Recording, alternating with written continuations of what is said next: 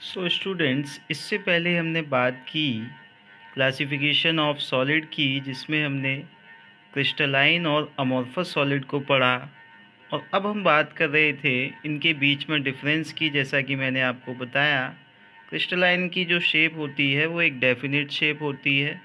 Definite इनका जो है पैटर्न में अरेंजमेंट होता है एलिमेंट्स का, कॉन्स्टिट्यूएंट पार्टिकल्स का। जबकि अमॉर्फस में ये इरेगुलर पैटर्न में अरेंज होते हैं और इनकी शेप भी इरेगुलर होती है, जिसकी वजह से अगर क्रिस्टलाइन की बात की जाए, ये काफ़ी स्ट्रॉन्ग होते हैं। स्ट्रॉन्ग होने के कारण इनका जो मेल्टिंग पॉइंट है वो भी हाई होता है।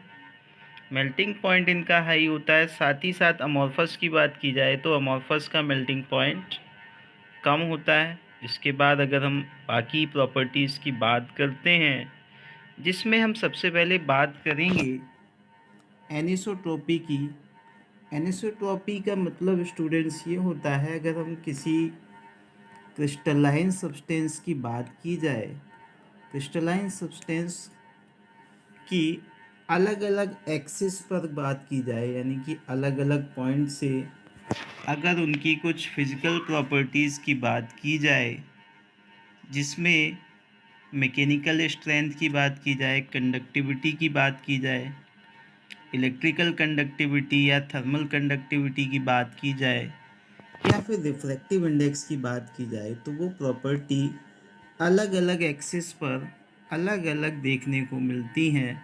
जैसा कि हम इस फिगर में देख सकते हैं, ये क्रिस्टलाइन सॉलिड के स्ट्रक्चर को बताता है। अब अगर हम इसको ए और बी एक्सिस के अकॉर्डिंग देखें, ये ए एक्सिस है, ये जो लाइन आ रही है, ये जो है आपकी बी एक्सिस है। अगर इसको हम इस लाइन के अकॉर्डिंग देखें, अलग अलग एंगल्स पर या अलग अलग एक्सिस पर देखते हैं, और बाकी जो है आपके अमॉर्फस सॉलिड होते हैं वो आइसोट्रॉपिक होते हैं, यानी कि उनकी जो प्रॉपर्टी है वो सारी एक्सिस पर सेम देखने को मिलती है। इसलिए हम इस प्रॉपर्टी के अकॉर्डिंग इनका अगर डिवीज़न करें तो हम कह सकते हैं कि क्रिस्टलाइन सॉलिड आपके होंगे एनिसोट्रॉपिक, और अमॉर्फस सॉलिड होंगे, क्योंकि उनकी प्रॉपर्टी सारी एक्सिस पर सेम रहती है, तो वो होंगे आइसोट्रोपिक। आई होप आपको एनिसोट्रॉपी के बेस पर इन दोनों के बीच में डिफरेंस पता चल गया होगा। अब आगे हम बात करेंगे स्टूडेंट्स क्लीवेज प्रॉपर्टी के बेस पर। हम लोग जो है क्रिस्टलाइन और अमॉर्फस सॉलिड को एक दूसरे से डिवाइड करके देखेंगे। क्लीवेज प्रॉपर्टी का मतलब स्टूडेंट्स होता है किसी भी, चाहे वो क्रिस्टलाइन हो या अमॉर्फस हो, उसको काटने पर जो हमें डेटा मिलेगा या जो भी इंफॉर्मेशन मिलेगी, उसी को हम लोग क्लीवेज प्रॉपर्टी बोलते हैं। जैसा कि अगर हम क्रिस्टलाइन सॉलिड को शार्प नाइफ से या किसी शार्प ऑब्जेक्ट से अगर हम उसको काटते हैं, तो हमें जो सरफेस मिलेगी, आप इसमें देखें क्रिस्टलाइन सॉलिड में, ये जो सरफेस आपको मिली है, ये सरफेस आपकी काफ़ी स्मूथ होती है। कटी हुई जो सरफेस होगी वो काफ़ी स्मूथ होगी, तो वो आपके कहलाते हैं क्रिस्टलाइन सॉलिड। वही अगर अमॉर्फस सॉलिड की क्लीवेज प्रॉपर्टी की बात की जाए, तो अमॉर्फस सॉलिड को जब हम शार्प टूल से काटते हैं, नाइफ से काटेंगे, तो आप देखें ये जो सरफेस मिली है ये स्मूथ सरफेस नहीं है।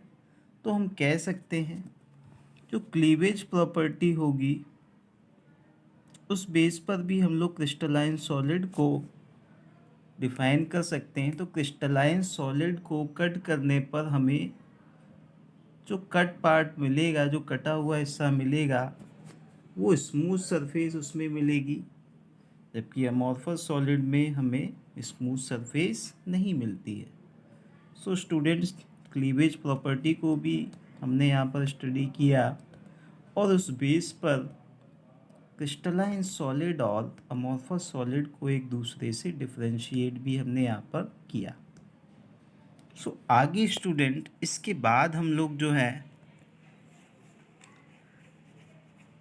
क्लासिफिकेशन ऑफ क्रिस्टलाइन सॉलिड्स को पढ़ेंगे, यानी कि अभी हमने सॉलिड को क्लासीफाई किया क्रिस्टलाइन और अमॉर्फस में।